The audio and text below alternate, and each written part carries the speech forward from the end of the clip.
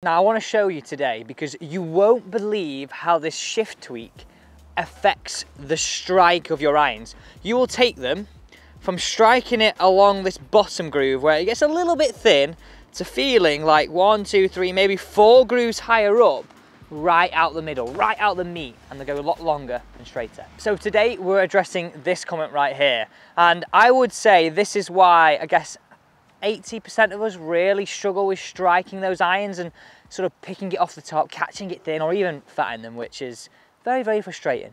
Let me show you why though. So I've got this T-peg down the ground. Now let's just say this is target side on the left side, so the right hand side as you're looking at the screen, and this is non-target side. Look at this, right? If I put my weight on my right hand side now and make some swings, look where I catch the ground. I catch the ground on this side. Now that would be our fat, our thin, our horrible strikes. Now look at the opposite to this. If I put my weight excessively this side, look where I now catch the ground. Now, I don't want you to start and stay on your left hand side, but we've got to have that analogy and listen closely to these percentages. Watch my legs. We've got to have 5% shift as we start our downswing and 95% turn through the golf ball, and that's our tweak, in order to strike here. That is the way you're going to hit the best irons of your life. Now let me show you exactly how you can bring it into your game. Now how I've set this up right here, you don't have to set it up as I have. I've just got an alignment stick sticking out my golf bag. But this could be the kitchen side, this could be one of the dividers at the driving range. It really doesn't matter what it is, okay? What I want you to do is, first things first, get the golf club across your chest as I have there, nice and square. You're going to first complete 4 reps with the golf club across your chest, and what you're focusing is starting fist width away from the stick. What we're going to focus on is shifting, turning, okay? Watch that again. We're going to focus on shifting, turning. So we're really getting that feeling of getting our weight to transfer into our left hand side for a right-handed golfer, and that's how we're going to hit down. So go on, just complete 4 reps doing that, and you should feel that left hip hit that wall a little bit. Phase 2, all I would do now is get our virtual golf club in our hand and do the same thing.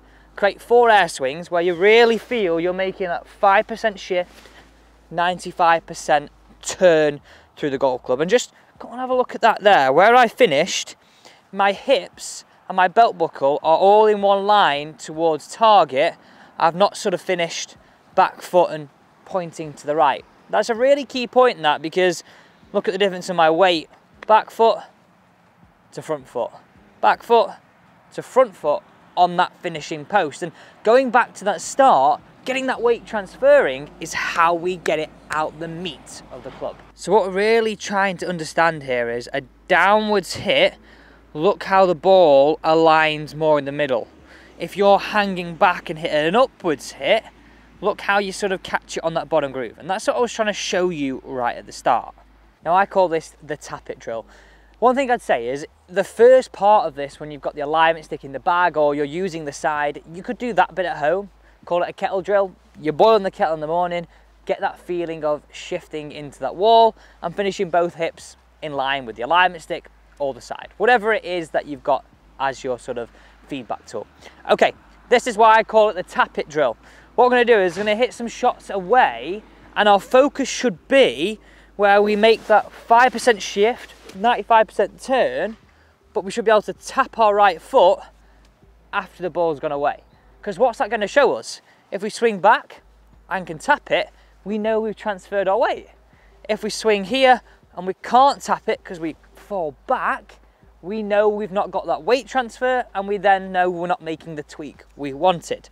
Okay, first golf ball, we're going to look at 2 good ones, one from here, one from there. Make sure you watch that one. Now really look at this one. Look how I'm over on that left side. And I have to really be consciously good at this.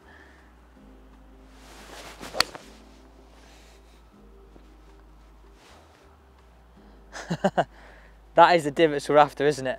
Look how shallow and crisp they are. Golf balls were here and they were all ahead, just like I was showing you at the start. Thanks for watching. Don't forget to subscribe. We've got tips, 5-minute videos, 5 times a week.